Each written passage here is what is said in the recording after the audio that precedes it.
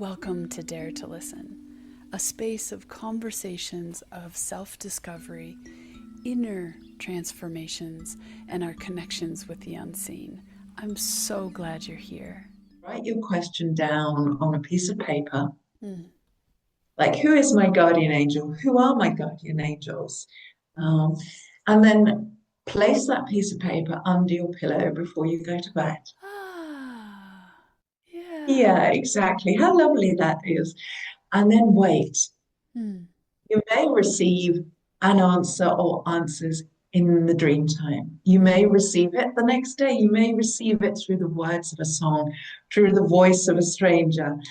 You open a book some hours, days, weeks later, and this word just jumps out at you, and you just know. Mm. Your energy, your 70% of your energy, as human design would unpack it, is designed to bring correct aliveness through how you mentor and support the world as a teacher.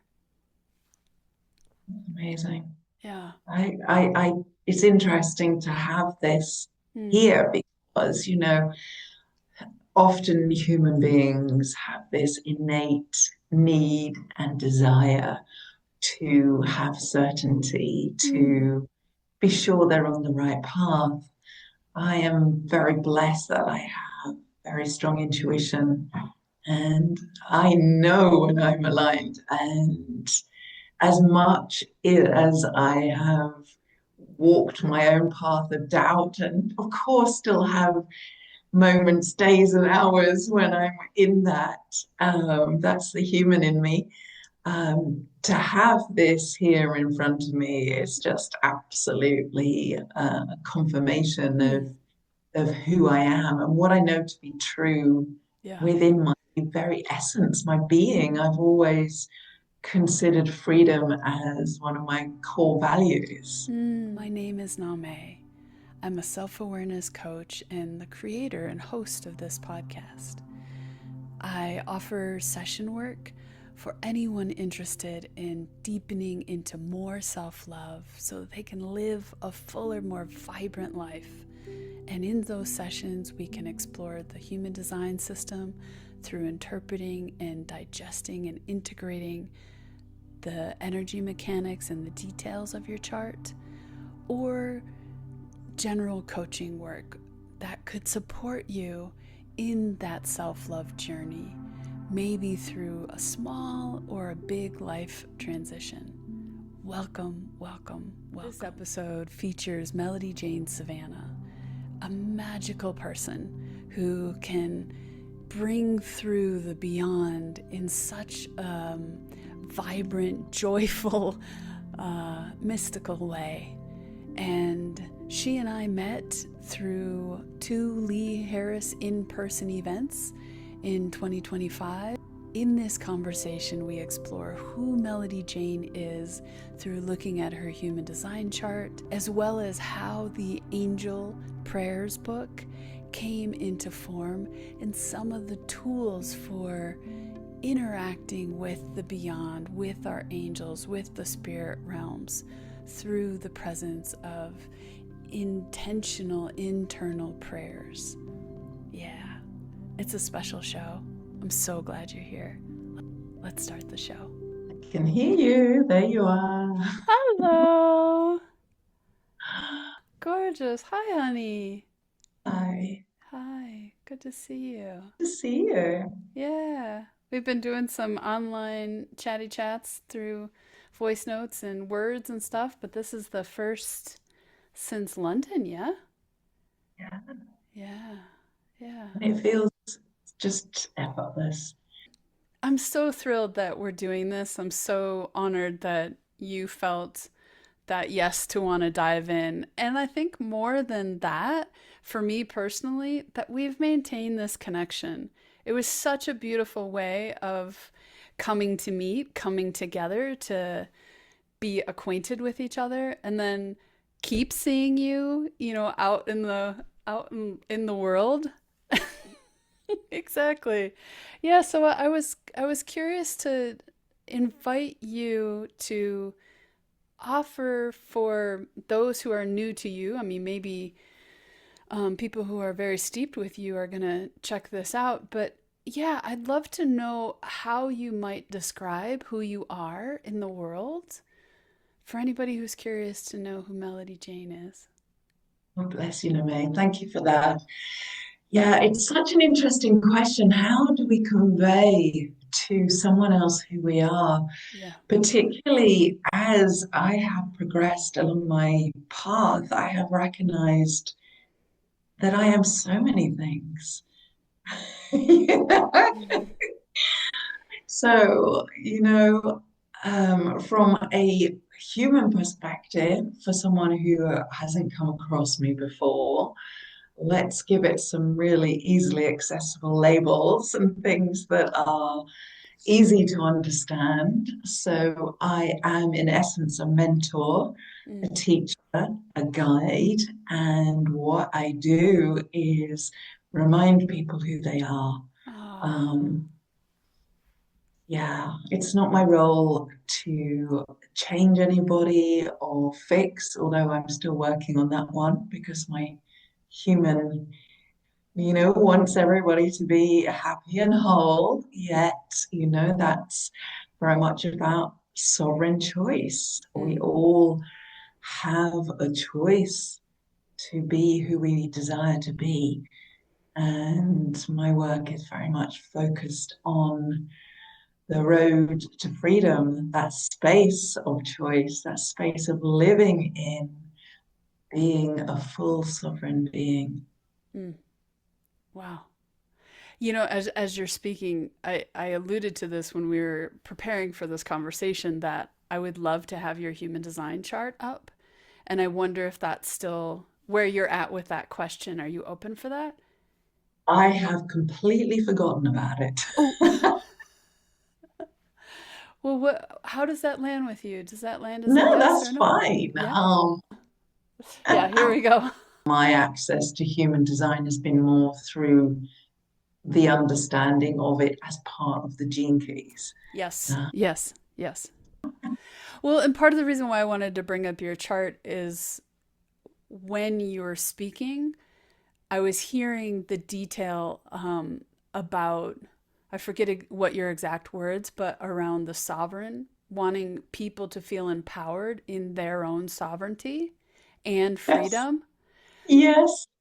And so, gate 55, which is down here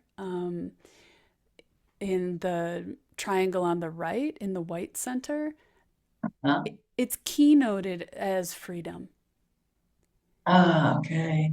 And then there was a piece that you said about correcting, like moderating how much you feel yourself correcting others or that kind of focus. I Yeah. I I point to that because the 1858 is the drive for correction, but it's correction for the collective. And so it's looking out at the whole world and saying, man, if we cleaned up that mess, everybody's lives would be better. So it's actually the essence of correcting what's been spoiled. That's how the I Ching refers to it. Okay. And so the reason why that's a detail that I could see your energy system being really drawn to and curious about is because of this gate 58, which is down here at the bottom with the root. So we're going root to spleen through 5818. And it happens to point to the one place in your chart that has 70% of your energy.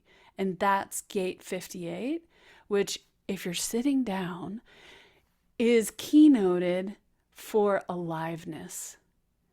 So your energy, your 70% of your energy, as human design would unpack it, is designed to bring correct aliveness through how you mentor and support the world as a teacher. Amazing. Yeah. It's interesting to have this Mm. here because, often human beings have this innate need and desire to have certainty, Mm, to be sure they're on the right path. I am very blessed that I have very strong intuition and I know when I'm aligned. And as much as I have walked my own path of doubt, and of course still have moments, days, and hours when I'm in that, that's the human in me. To have this here in front of me is just absolutely a confirmation mm, of who I am and what I know to be true yeah. within my very essence, my being. I've always considered freedom as one of my core values. Mm. Yeah. Well, it's situated, so everything in the chart is oriented by the exact time and location where you were born. And how the gate 55 gets activated is it's coming through your moon. So if you think about astrology and the moon, it's the moon that's activating this excitement or this curiosity towards what is an evolved expression of freedom. Yeah. And freedom would be the keynote that Gene Keys refers to. Human design referred to it as spirit. And so, spirit in the sense of like our soul spirit.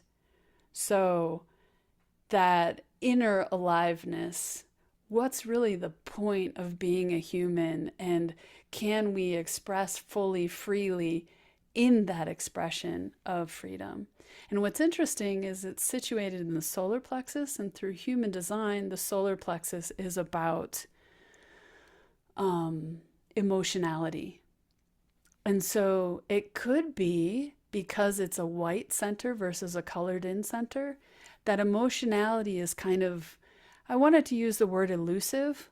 Like it's not a constant in your life, where for me, given my chart where it is defined, I'm always at some point of the roller coaster of the ups and the downs of emotionality.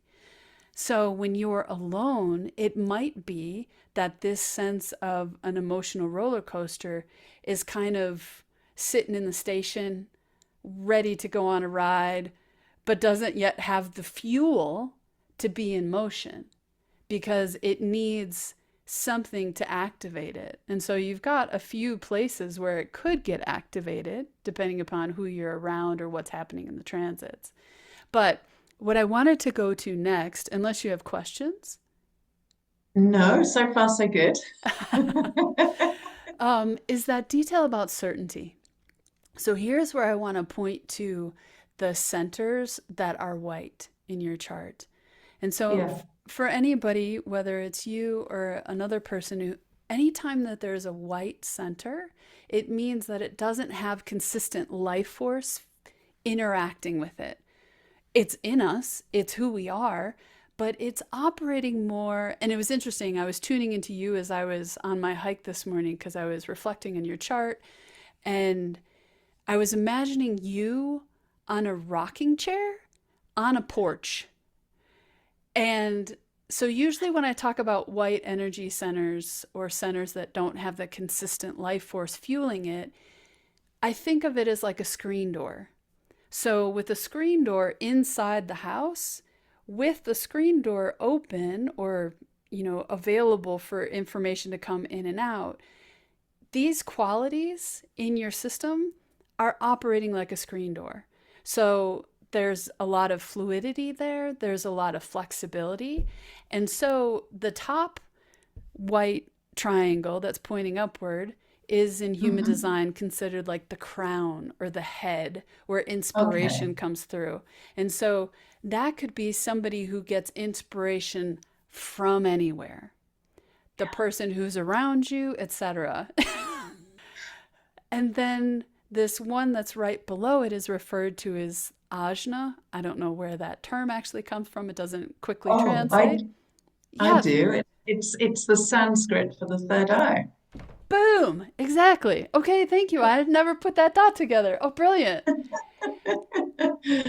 And so in human design, it's pointing to where concepts get um, structure, where Okay. things like come and get formulated.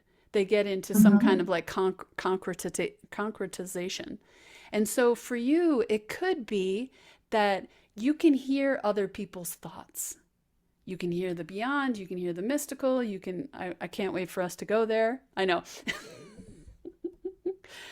And one of the reasons I'm pointing to the ajna is because it's referred to in human design as that place that wants certainty. And so, if you imagine over your whole trajectory of life, there could be that seduction of, but I have to be certain, I have to know, I have to be clear. And yet, you're on your rocking chair on your porch, receiving the winds that come in and come out because you're not in that like solid structure of a defined ajna.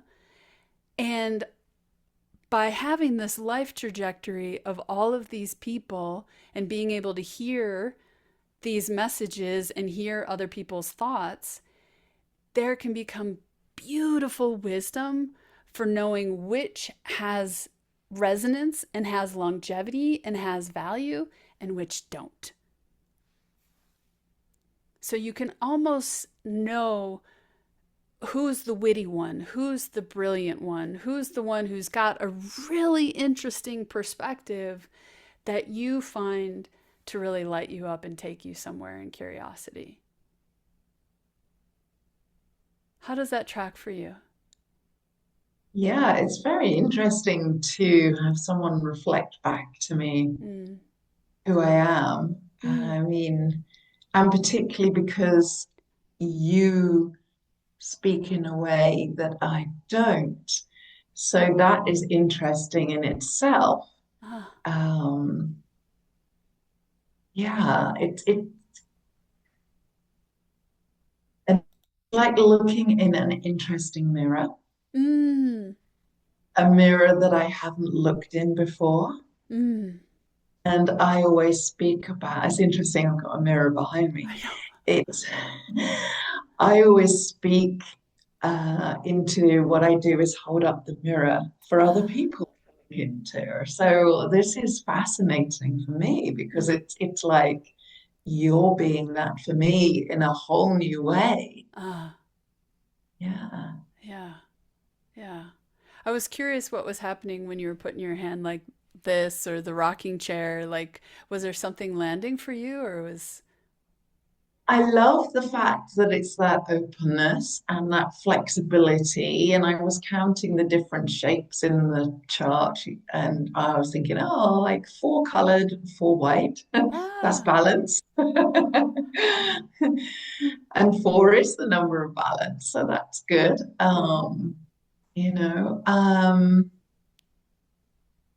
yeah, I was having an image, one often thinks from an English perspective Mm. of, the grandma sitting on the porch in on a rocking chair.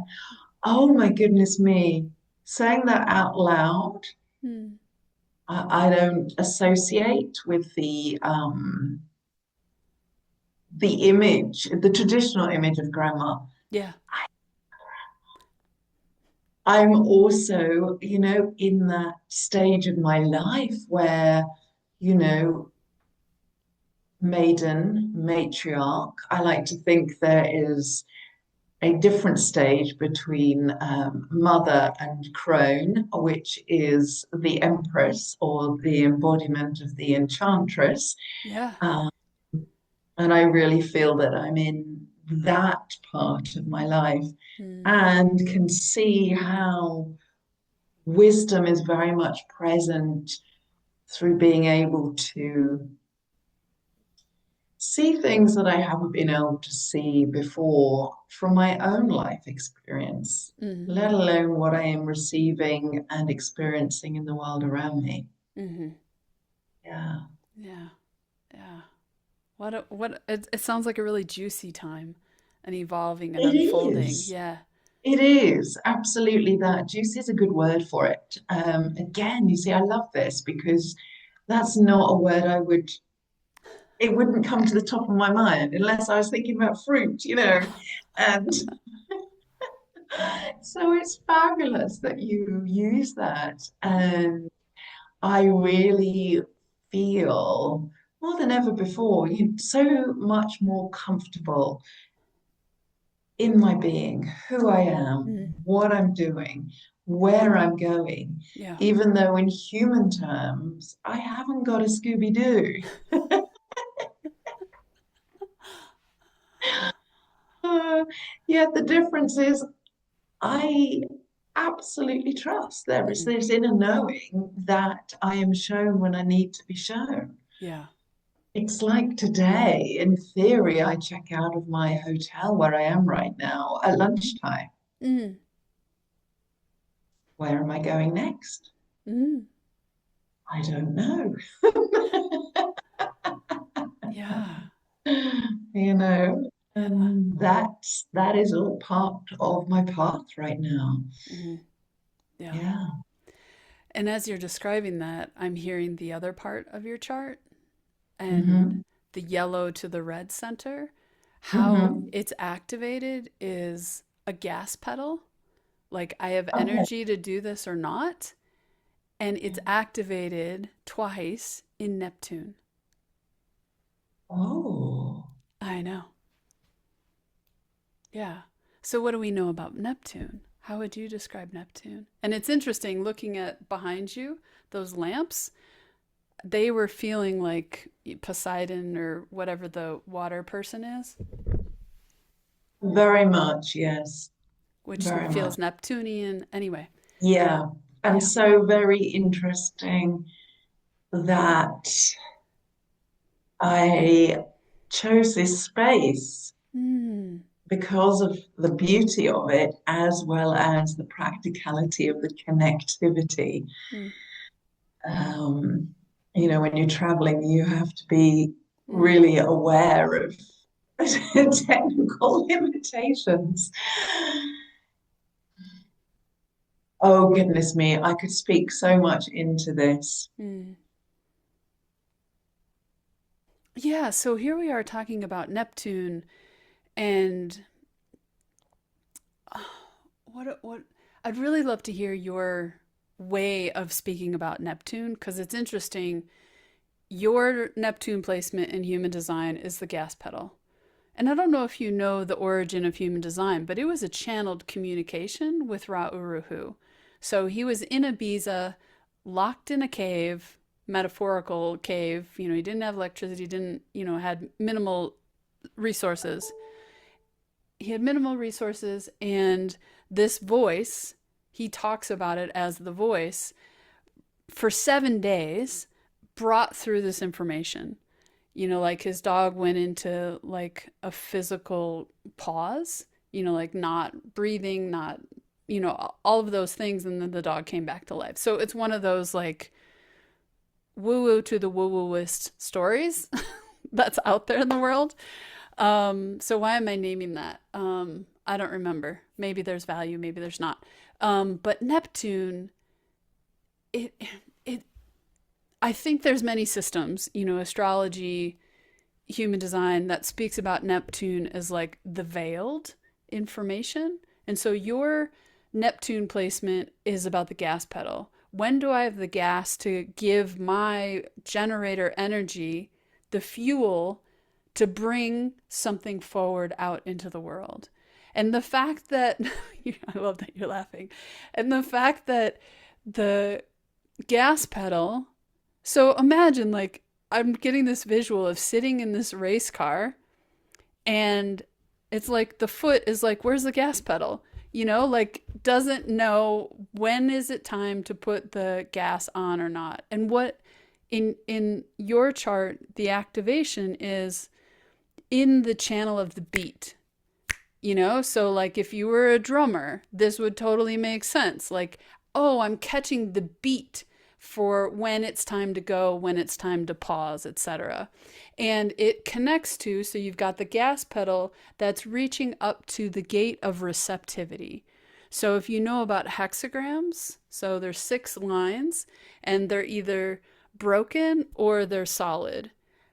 Gate 2 is all receptive. They're all broken in a sense of it's just this wide open. I'm receiving from where I'm receiving to get direction. You talked about checking out of your hotel room and don't know where you're going next. It's that. It's so that for me as I'm hearing you talk, as I'm so steeped in human design and that languaging. And now back to what is Neptune, or how you might speak about your understanding of Neptune. Oh, that's beautiful.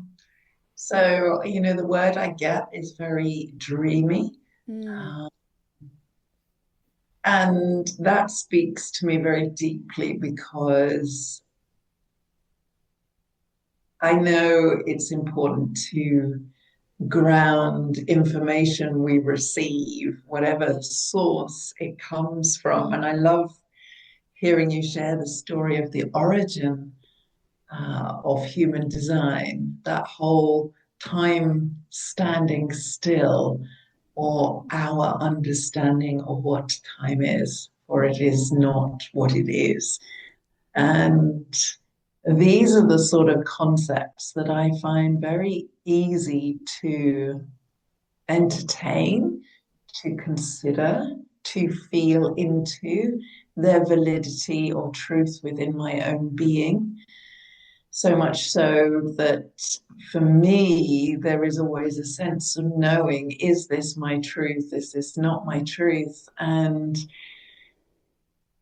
it's so very interesting hearing you speak about the connection between Neptune and the gas pedal, because I have recognized for quite some time now how the way I operate is the way I operate. And it's very much about when I'm on go, I go. And when I'm not, I'm not. And yes. being absolutely okay with that. Mm-hmm. And also still unpacking a lot of the conditioning. I've been on the planet a little while, and there's been some conditioning along the way from myself as Mm-hmm. well as, all the normal sources. So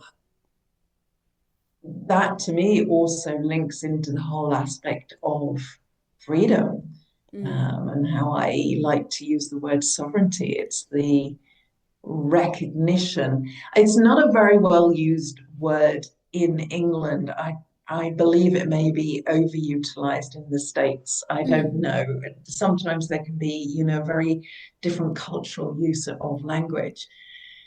Um, so, from an English point of view,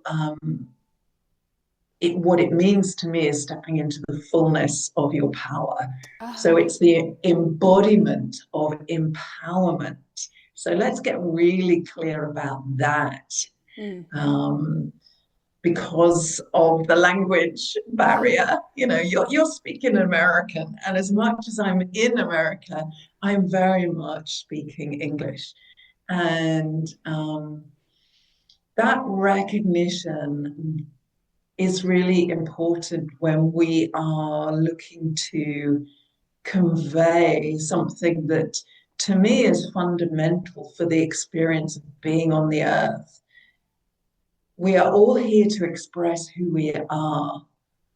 And what does that look like? What does that feel like? What does it sound like? Going through all the different sensory experiences, the ones we know, the ones we're less familiar with. And this taps back into that whole fluidity of going with, of being in tune with a very different rhythm. You spoke about um, drumming as an Mm. analogy.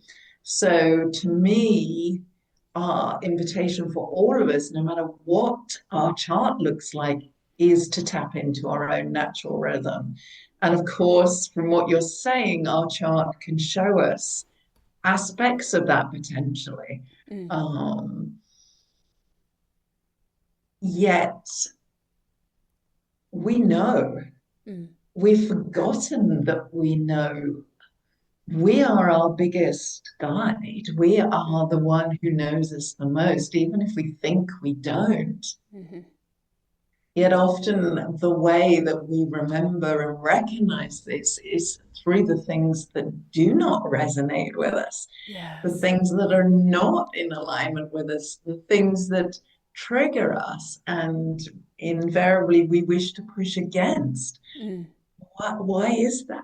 Mm. They are also, on one level, showing us who we are through indicating what is not in alignment with us.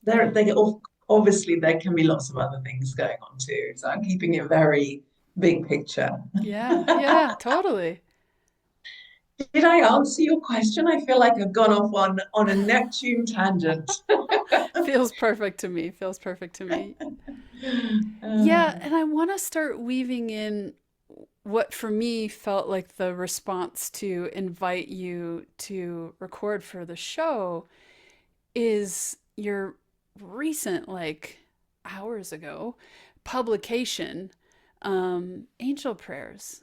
And I wondered if this felt like a good segue for us to start talking about however it is you want to talk about that, how that came into form, how it's been percolating, like wherever you want to go. And I don't want to forget the point that you have a placement or an activation in your chart that to me just feels so.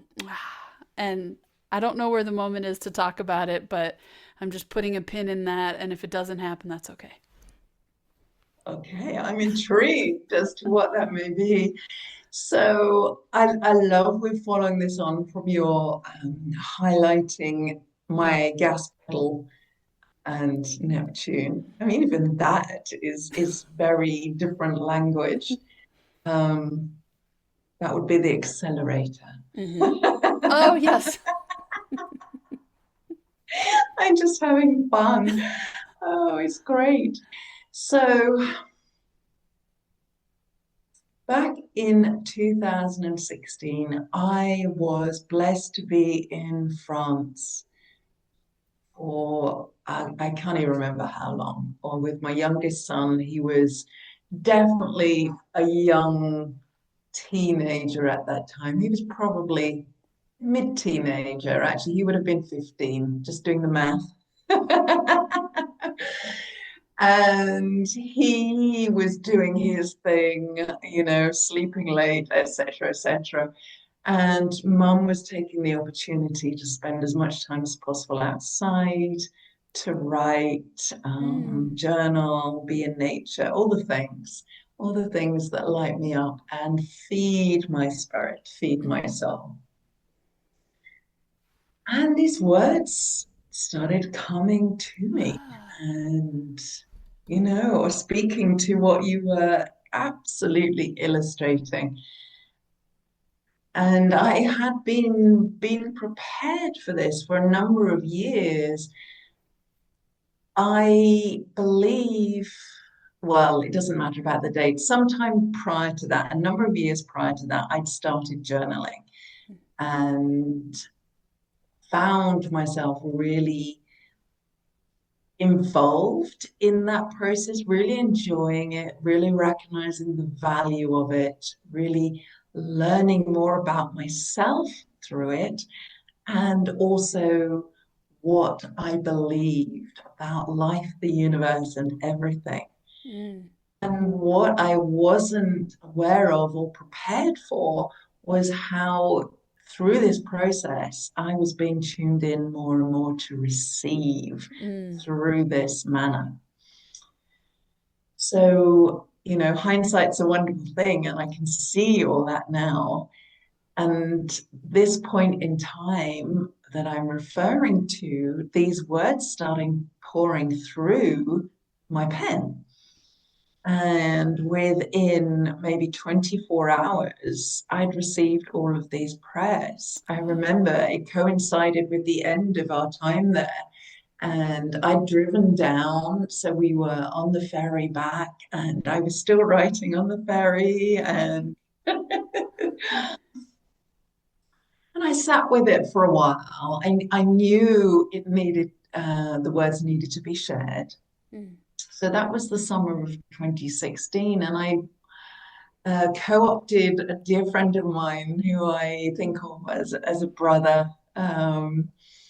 I lost my brother. I didn't lose him. That would be careless. My brother passed many years ago. So I've always felt like a single child. And this young man had always felt like a brother to me. We love the silliest of things, and it's a beautiful relationship. He is incredibly skilled when it comes to design and software, and we worked together on the first edition of the book to bring it into fruition. And I had a beautiful book launch in the UK for the first edition back on the 1st of July in 2016. So the reason I share this aspect of the story, I always knew that I was going to revisit the project at some point, and lots of people over the years had asked for a second edition, you know. And in the intervening years, I've received various prayers, shared some, not shared some, written particular ones for people as guided. And a few short weeks ago, I received very clear guidance from the angelic realm to get on with actually another book, a book that has been bubbling up again for some time. And I thought, okay, that feels good. Let's do it. Obviously, Neptune must have been doing what Neptune was doing, and I was completely up for it and ready to go. And then literally a few days, or maybe even hours, and I don't know the timeline, within a very short amount of time of me receiving the intel and moving into that space of, yeah, I'm happy, I'm on board. It was like, oh, and by the way, actually, before you do that, we want you to do this. And the very clear directive was to create a digital edition of the original book, yet not simply to recreate it. It was to rewrite it and add to it. So the original book was about 2,500 words. This one's about 4,500 words. So it's supersized. It's all been revised, added to. There's a lot of new material in there. And again, it came through very quickly, as much as I pulled some resources from what I have written in the intervening years. There was new stuff coming through too. And this really speaks to what you've been highlighting about the way I work, because when the alignment is there, it is all systems go. And from a human perspective, a normal human perspective, it might be considered a crazy way to work because, you know, I did so much in a very short amount of time, including all the technicalities, learning how to even create an ebook, which was news to me. Yeah. You know, the writing, that's the easy bit. Yeah. Well, and even to the point that you were speaking to about the technical detail, you know, for me, there's certain skill sets that really require such a lift of my like discernment and my, you know, narrowing in of my mental capacity. And so that's what I'm picking up potentially as a similarity of like, yeah, the energy was there. I figured it out. I got it out there and not my normal. And here I was. Yeah. Absolutely. When I'm in that energy of focusedness, I can achieve anything. Yeah. Yeah. And it's so interesting because I had hurdle after hurdle. I mean, even so much so that I was ready to press play and I was not allowed to publish until I had sorted out a payment service provider from a list, a very specific list. Huh. And I had none of those payment service providers. Yeah. Well, and I bought the ebook, I read it, and before I talk about my experience of engaging with the material, I want to ping back to when you were talking about journaling, because there Uh, was a way that I was getting this message of, so I got the sense that potentially journaling for you is a portal experience. And I wonder if that resonates as accurate. it does. Yeah, that's a beautiful way of looking at it. Journaling has been many things for me.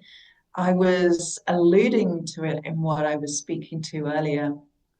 It has certainly opened a gateway, a portal into greater aspects of who I am on all levels, human and beyond, and given me more confidence in my thought processes, my belief systems, and my willingness and openness to change all of those things. Mm, And the recognition that we're all receiving information all of the time. mm, And when we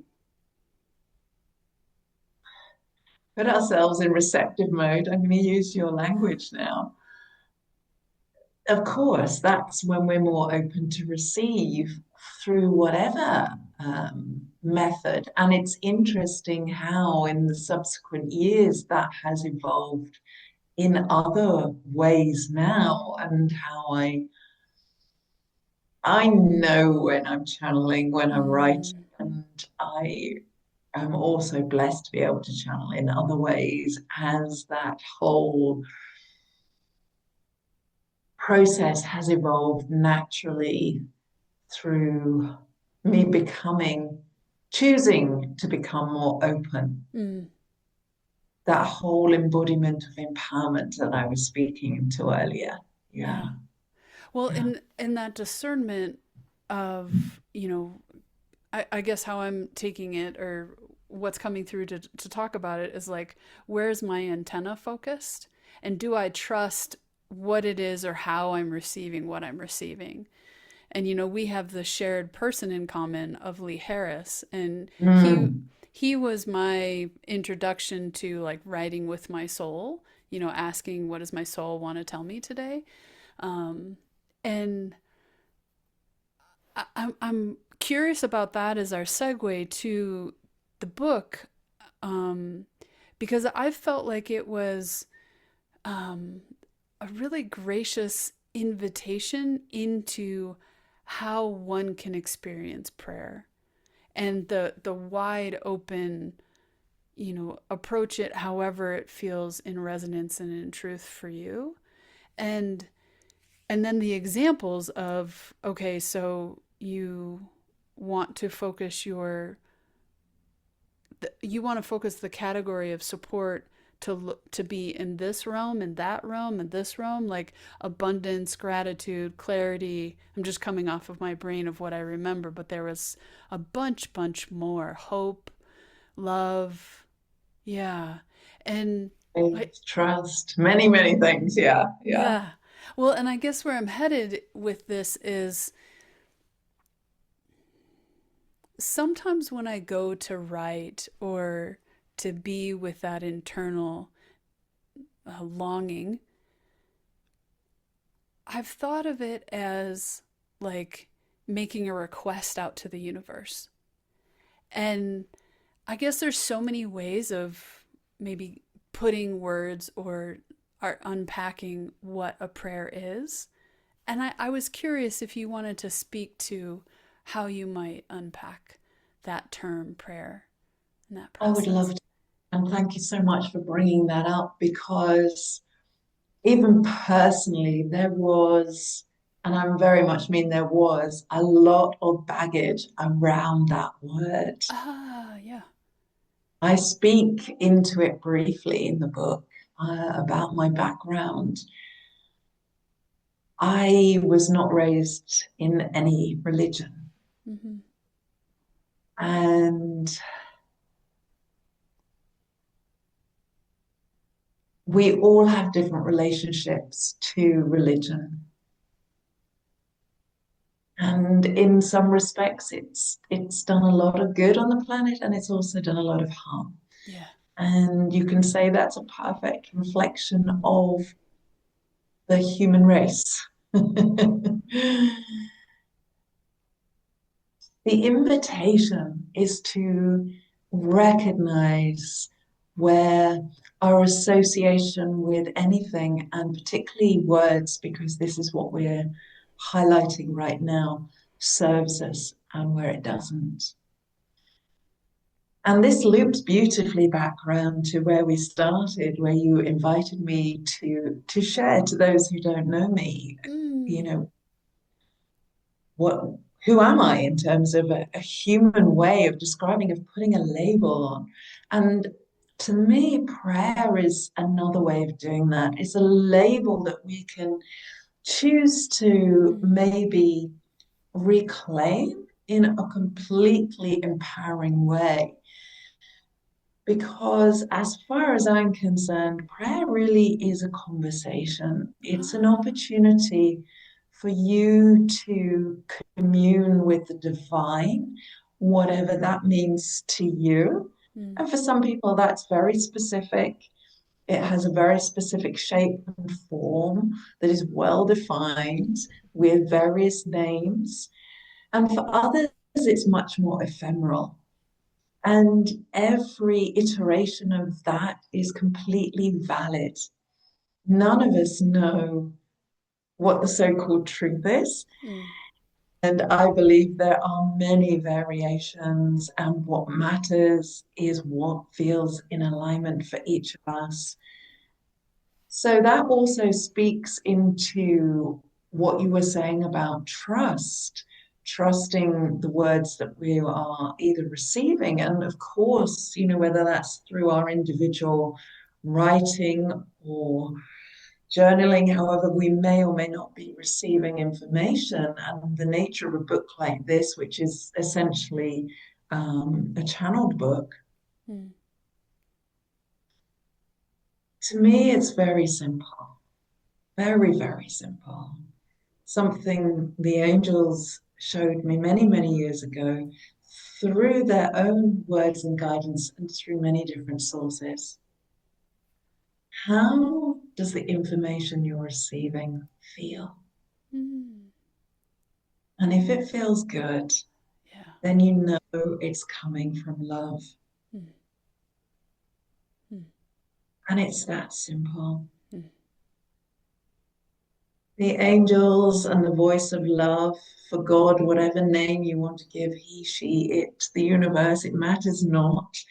The one principle I believe we can all agree on is the higher power is the embodiment of love. And I have absolute goosebumps talking about this. Yeah. And essentially, this offering to the world is sharing more love in the world. That's what it's here to do.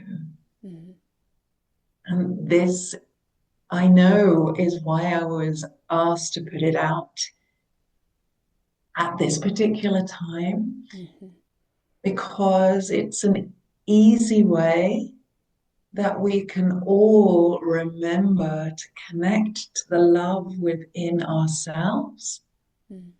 When we are operating from that place, it's much easier to see, sense, feel, and recognize the love in everyone else in the world. And it's not about being perfect, whatever that is. It's the continual practice of remembering that we are something far beyond what we have been shown, told. I was going to say educated, programmed. I'm just going to say it. And it's the invitation to start opening some doors that perhaps for some of us may be slightly ajar, for others may be fully wide open, and for others may be completely tightly shut. It's the invitation to remember we are not alone and that we are loved beyond all measure. And we have the opportunity to share that love with the world as we are guided to.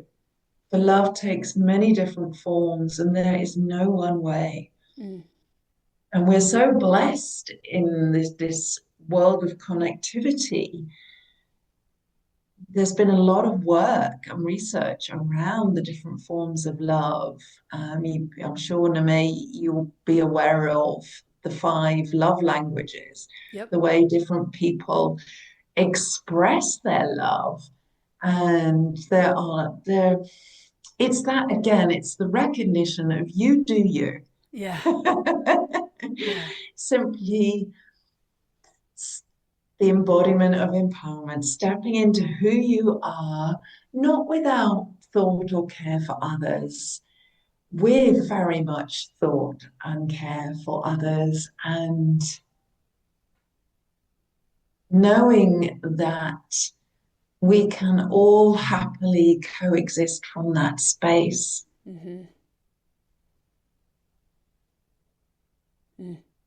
Yeah. Yeah. Well, in the my brain is catching up.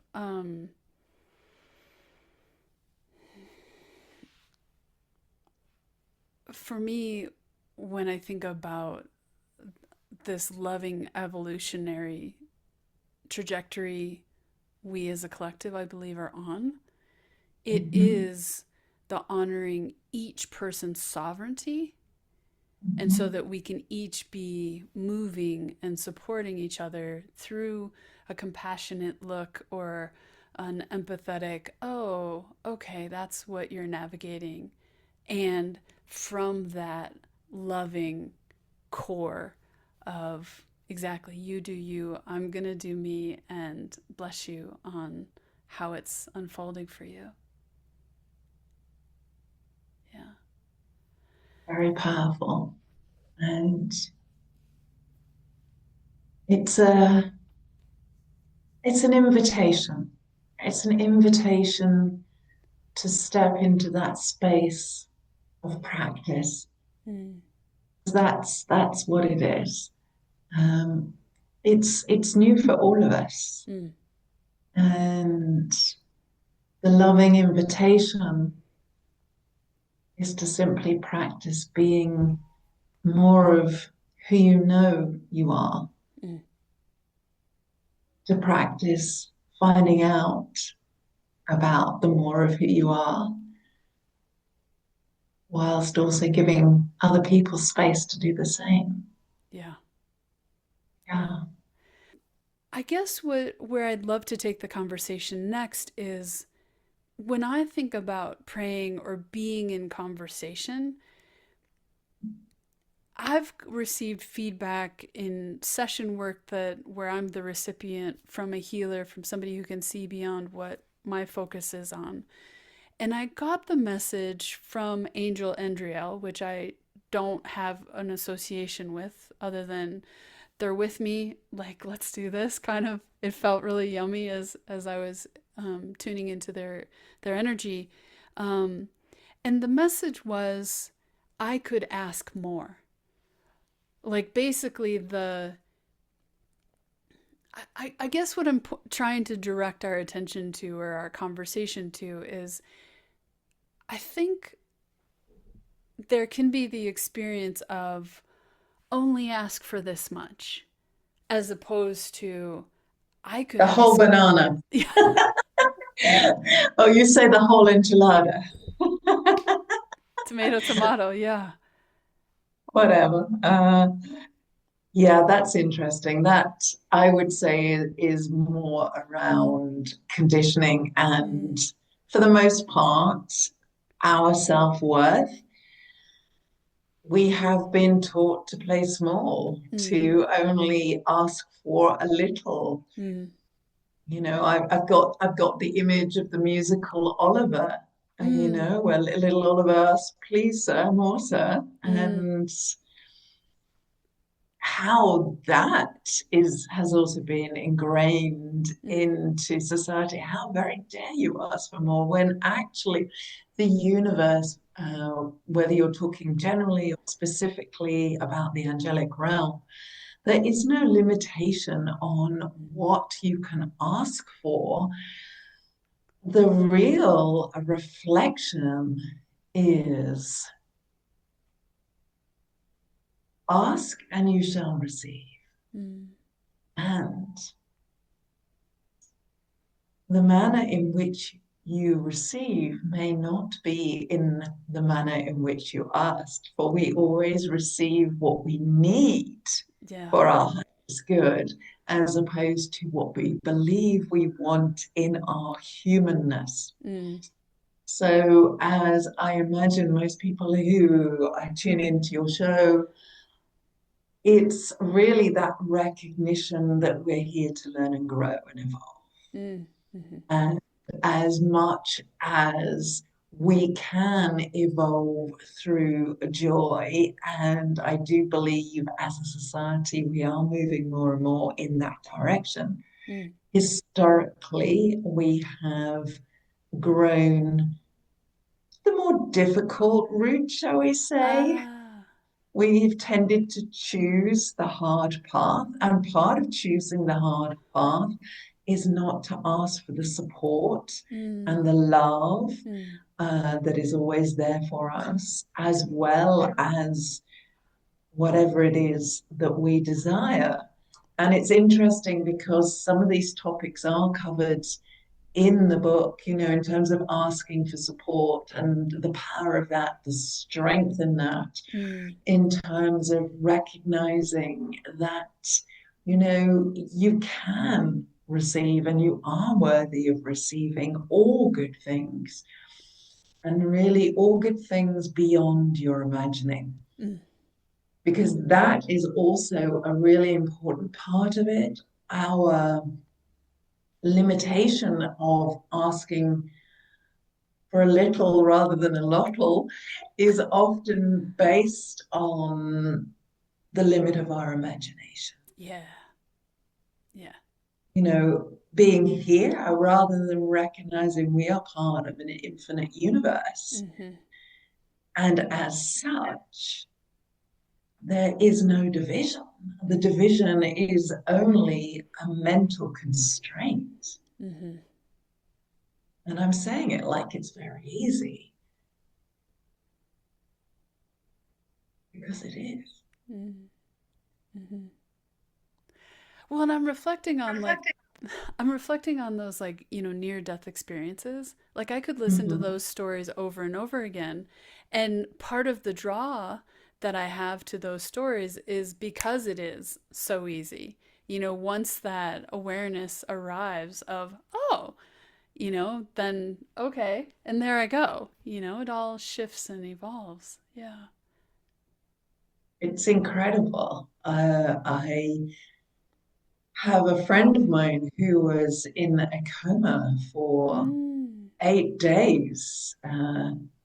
Incredible story, he says. And he really got to live, as it were, on the other side. And the one thing, apart from the fascination of his experience, is the power of an intention. The recognition that, you know, that is, from everything I've heard, whether that's from my friend and, as you're saying, from other sources, other near-death experiences, that the power of intention and how we can utilize that. And what is prayer? It's focus, it's focusing our thought, it's focusing our intention. And actually, I love the fact how you brought this up and weaved this in so effortlessly and beautifully, because it feels like Well, of course, we're being guided every step of the way. There are no coincidences. If we allow, we are guided every step of the way. It's only when we resist and believing we know better Mm. and choosing to walk that path of suffering, we all do it. Mm-hmm. Yeah, back to intention. What is prayer except an intention? You're focusing on something specific. Mm. You're focusing your thought, your energy, and that is where your power lies. And this is the power in prayer. Mm. It's really clarified for me through you bringing up that subject. Mm. Really, what we are being given, whether it's through the transmission that I've had the honor and privilege to be the conduit of, or through any other Mm. prayer inspiration that people are drawn towards, it's that recognition of underneath it all is we are being reminded in such a gentle, beautiful, and loving way that where we focus our attention, our energy goes. Yeah. And what we focus our intention on, our energy grows. Mm. Boom! Yeah. Yeah. Yeah. Yeah. Yeah. Yeah. For some reason, this wants to be said, but um, the connection with the beyond is kind of the phrase that I feel drawn to use um, repeatedly. Is it can come in the small moments, is what I'm trying to get at. Like, I'm getting ready to leave the house, and it's like I'll get this image drop in of like, don't forget that, don't forget that. And so it's these little small moments, and back to, I guess what I'm hearing us talk about is what's our relationship to the supportive spaces that are benevolently here to direct and more fully expand how we're interacting with our life or experiencing our life. And I guess what I'm naming is I'll say a thank you, like, oh yeah, thank you. Thank you. And I actually say it out loud, like thankfully or not. I don't know. For right now, I'm living alone. And so I imagine when I'm, in a different scenario, I wonder if I'll continue saying thank you out loud as I'm like getting these, little micro adjustments as I'm moving through my days. Yeah. I hope you do. I hope we all remember to embrace more and more of, again, the truth of who we are Mm. and the way that it feels normal and natural for us to express. And thank you is the simplest way that we can Mm. give gratitude always, in always. I did it myself this morning. Mm. I came out the shower. Right here, stuck to my arm, there was a white feather. Oh. And I said out loud, thank you. Mm. It was most unexpected. And I haven't seen any feathers in my room. Mm.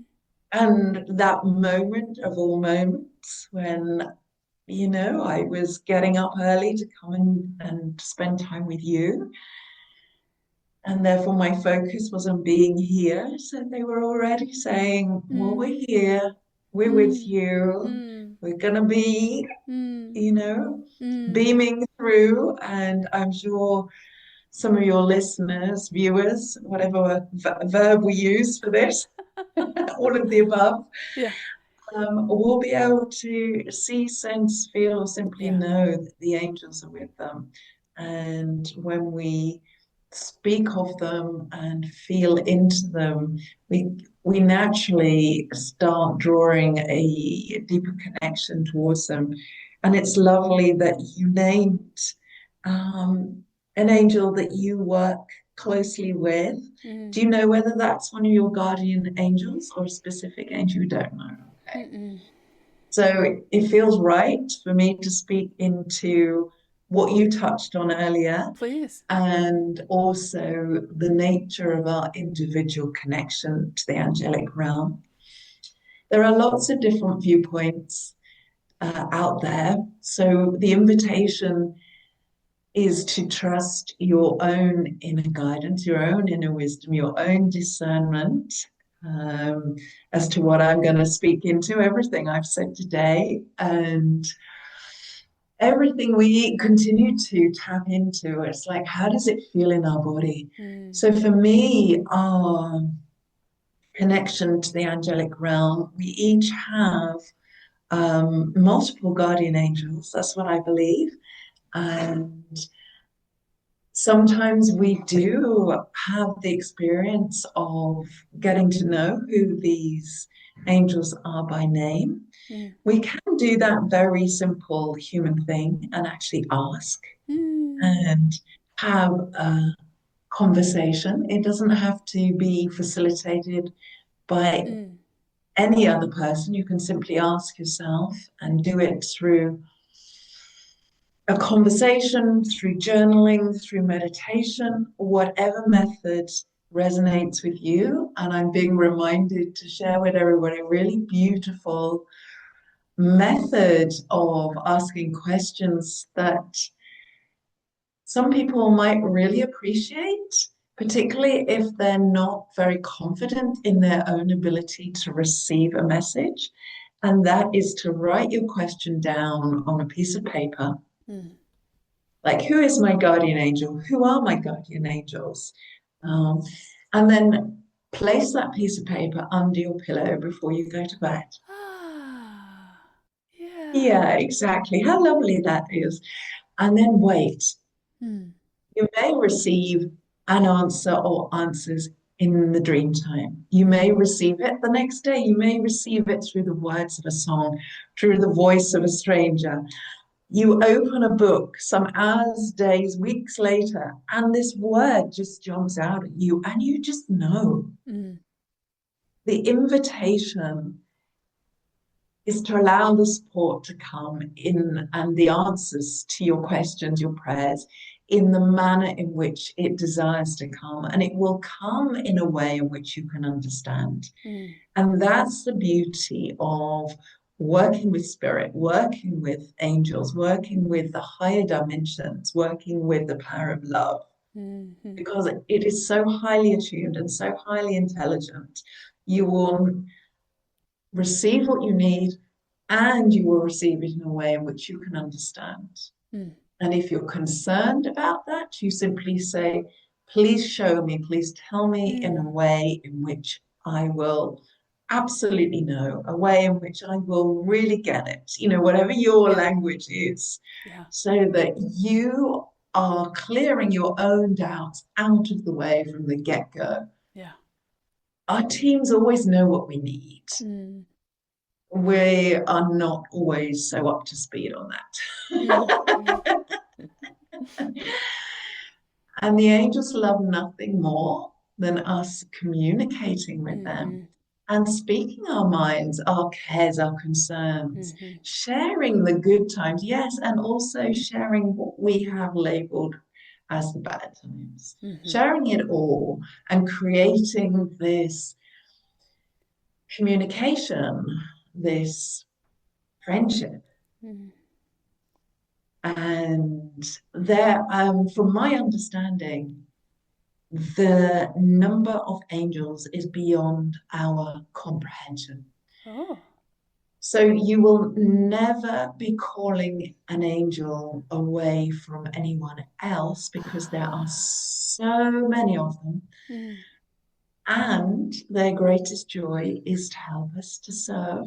And we as humans are stepping into this knowing more and more, recognizing that when we share our gifts and talents, which is what we came here to do, what joy it is, what joy service truly is. And this is what the angels do.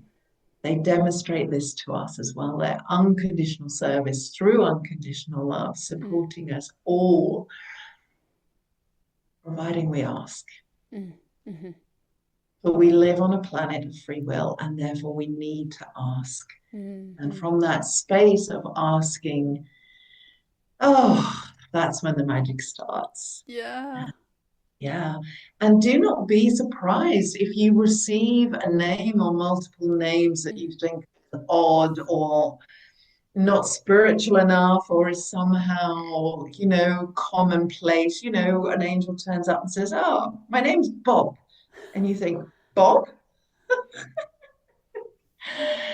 The invitation is to trust what you receive. Oftentimes, the names may seem very ordinary, and the invitation is to trust what you are given because, as I was saying, you'll be given the information in a way that you can relate to,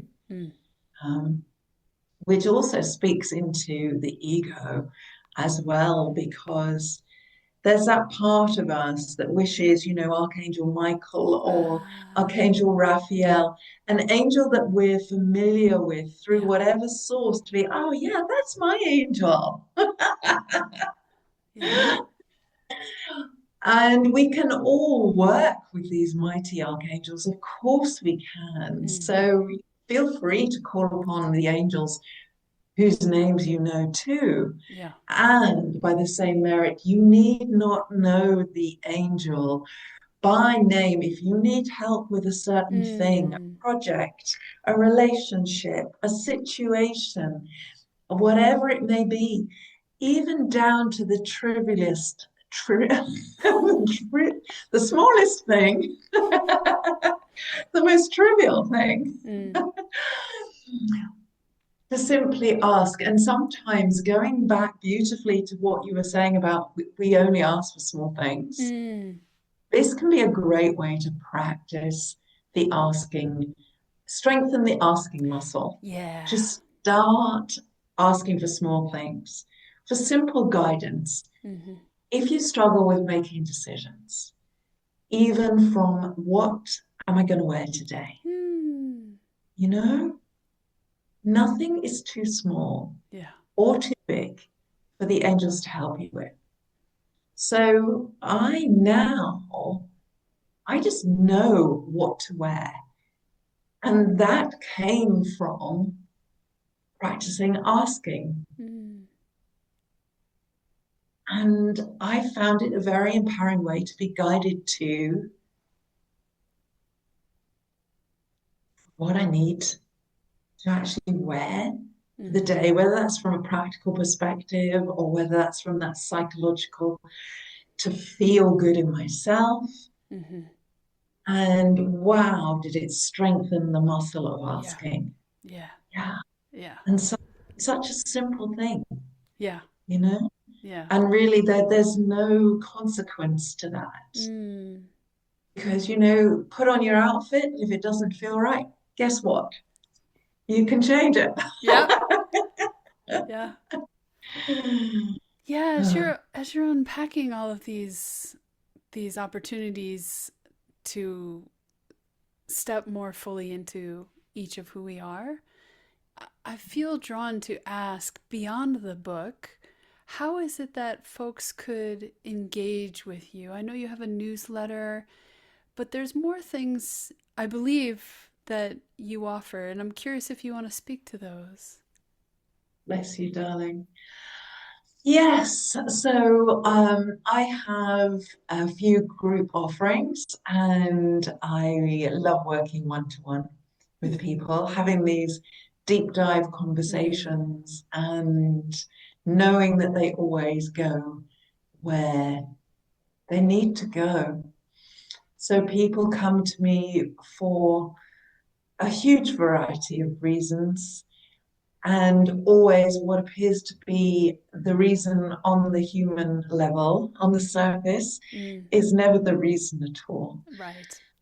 So let's give you a gentle example. So somebody could be going through a transition in their life. It could be moving home, moving state, a change in relationship status, something that generally we associate with uncertainty, Mm. um, and that naturally causes us to question usually everything Mm. rather than simply the thing itself. Yeah. It's like a doorway to the more of who we are. Mm-hmm. And that is always the gift in these situations. So that's often the commonest route that people come to me. And from that space, it opens up a wonderful potential and possibility for them to step into the next stage of their evolution, the next stage of their consciousness. And that comes from a space of them being ready, willing, and able to do whatever needs to be done. But my work is not for the faint of heart, Mm. and I can never do the work for somebody else. Mm. As we touched on the whole mirror effect, as you beautifully held up the mirror Mm. for me Mm. through the guise of human design, I hold up the mirror for others through my guise as a mentor, which includes the angels often coming through Mm. and the other person's guides. Mm. Sometimes that can simply be through them giving me the right words Yeah. to say, the way to say something in the manner in which it Mm. will be received Mm-hmm. powerfully in an empowering way. And I work in a very non-prescriptive way, which to me really embodies that freedom. So we could have one session and be done. Mm. I don't know. We might come and play for 2 or 3.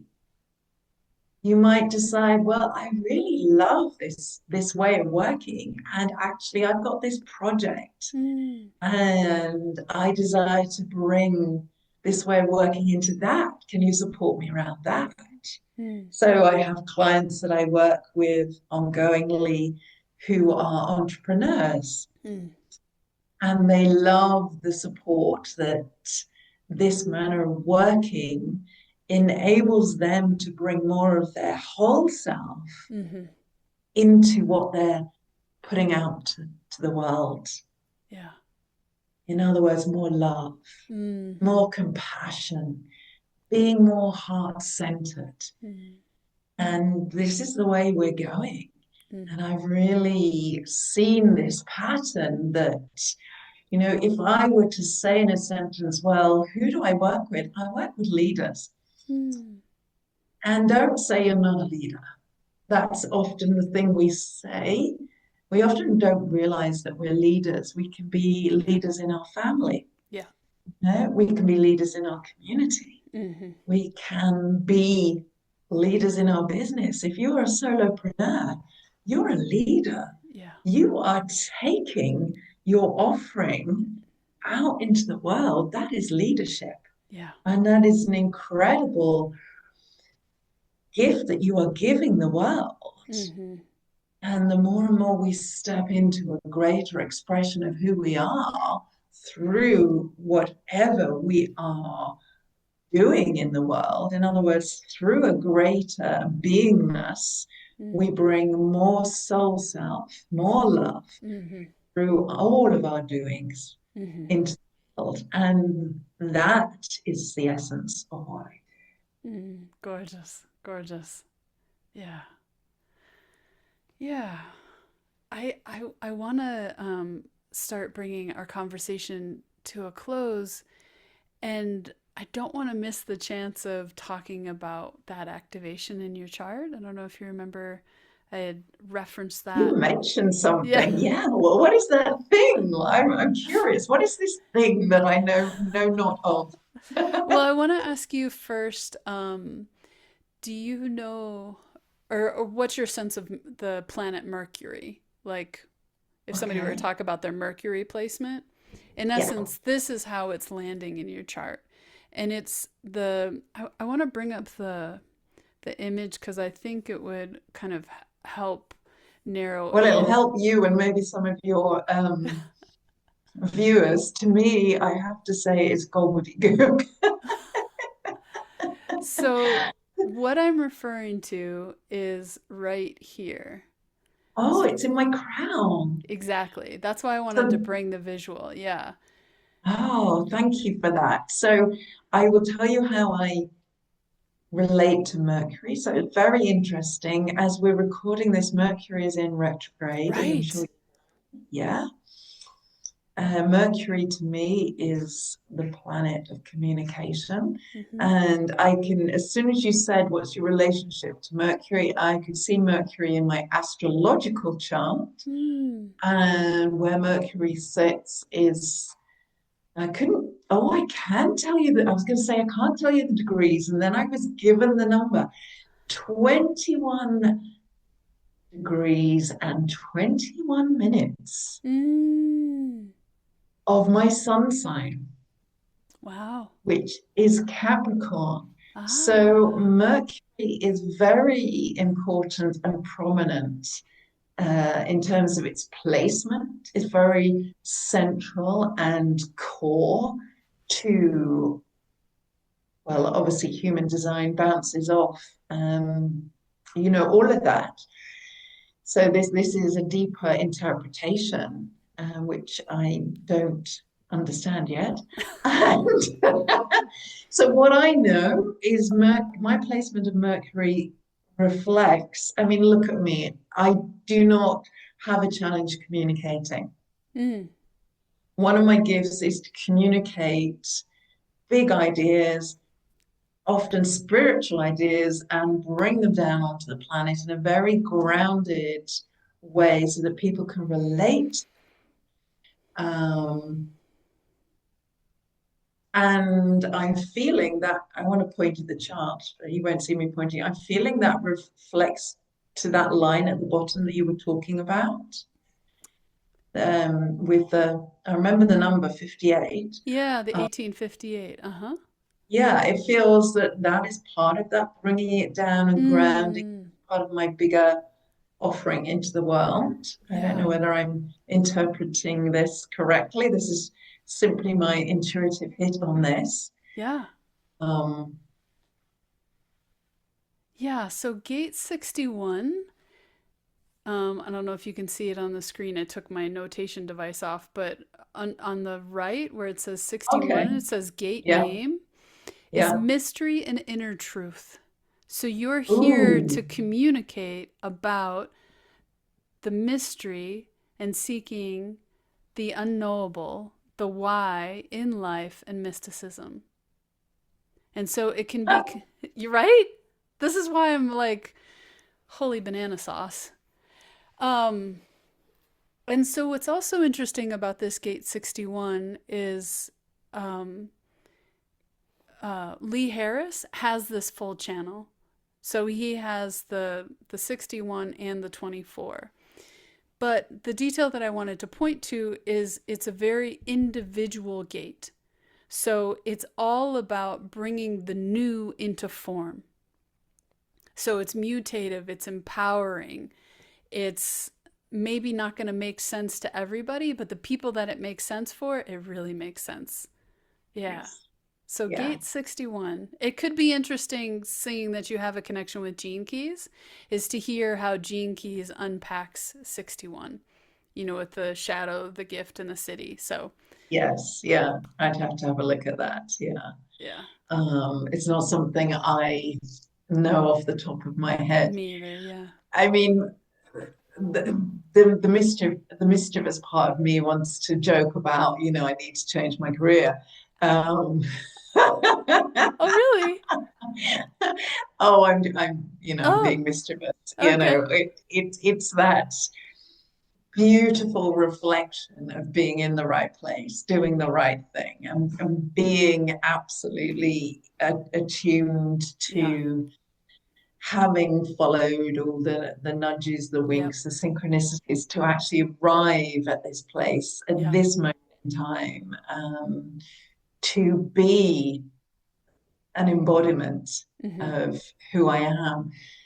because that is our greatest gift as far as I'm concerned in the world. The more we embody who we are, even without needing to say anything, Mm. we are reminding other people energetically Yeah. walk more and more Yeah. into the embodiment of who they are. Yeah. And that is one of the greatest gifts of this time as we Mm. all become both consciously and subconsciously more attuned Yeah. to our true nature. Yeah. Well, and part of the reason why I get so jazzed with human design is because it was the framework that communicated or affirmed to me that each of us are walking around with these sparkle moments. You know, I've been highlighting your sparkle moments. And like when I met you the two times at the Lee Harris in person events, Soul Magic and then Energy Mastery in 2025, it like, it, it's like glitter and like fairy dust is just like erupting with every step that you take, every breath, every shake of your hair. And that to me is part of what human design is saying is who it is that we are, that we've cultivated and worked with. How you spoke about programming, human design will talk about deconditioning from how we've been Okay. programmed.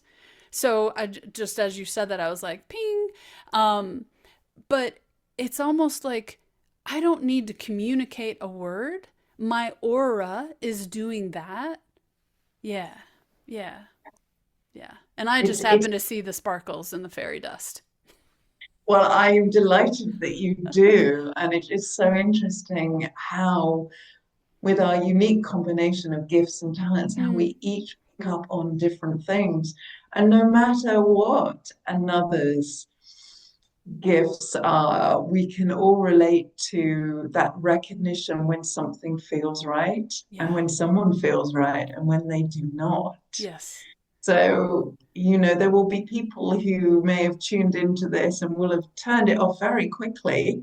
And there will be others who will be, much more engaged all the way through Yeah. um, Yeah. because of their resonance. Right. Right. Yeah, Yeah. Well, wonderful. I'm curious if this will stay in the show because I don't know if it's in the similar energy, but one of the segments that I've been exploring as kind of like a conduit to ask everybody in the show is what movie that you recall in this moment, doesn't have to be the epic of epicest movies that has impacted you, but what movie in your life can you refer to now and talk to and how it's impacted your life? Sure. When you ask me that question, I have a very simple, clear memory Mm. of standing on the steps of the ABC cinema in Tunbridge Wells. This is in the southeast of England, Mm. with my mum and my brother. Mm. And I can't have been very old, and my brother would have been even younger. And we were waiting to go in to see the first Star Wars film. Oh, wow. Yeah. Wow. And I remember being in the cinema, a very small cinema. I can remember the darkness and Mm. the bigness of it all. I don't remember the story, although I can see right now it's like a desert scene. Mm. I can remember the usher coming round in the middle at I want to call it half time. It's not called that, is it? Intermission? Thank you. Half time. The little tray of ice creams they have around their neck. Oh, this was a thing. This was a Whoa. thing, big thing. And it was such a big thing because we didn't get ice cream. Mum had Mm. bought apples for us. So we had our apple, and yeah, it's almost like the experience is bigger than the movie. Mm, mm, Yet I know that's what the movie was. mm. And as we're all too familiar now, these are simply, galactic history. Yeah. It's sharing of making more commonplace Mm, what we have been told is fantasy, mm, mm-hmm. starting the process, over decades now of seeding the human consciousness of the more that there is beyond Yeah. the enclosed bubble of Earth, that Yeah. we are a microcosm within the macrocosm. Mm, And did that film awaken something in me? I'm sure it did. mm-hmm. On at a subconscious level, it would have. Yeah. Um, and I was too young to understand or process. Mm-hmm. And yet I remember lying in bed as a young person and looking at flowery wallpaper and seeing all sorts of things coming Mm, out of the flowery wallpaper. mm, Uh, so it was all there, and having these moments, whether our human is aware of the significance of mm, them or not, they are beautifully contributing mm-hmm. where we are now. Yeah. Yeah. Yeah. Wow. Wow. Part of me feels drawn to ask more about the wallpaper, but I need to wind us down. Well, just say it was 1970s England. Yeah. Yeah. Interesting. Thank you Yeah. so much, sweetheart. Thank you. Thank you. Yeah. And I'm going to turn you up, actually. Yeah. Say something, my love. Hello. Hello. Yeah. But I hope you liked my fluffy pink microphone cover. Oh, I noticed. I noticed. It looked like yummy cotton candy I wanted to just like snuggle into.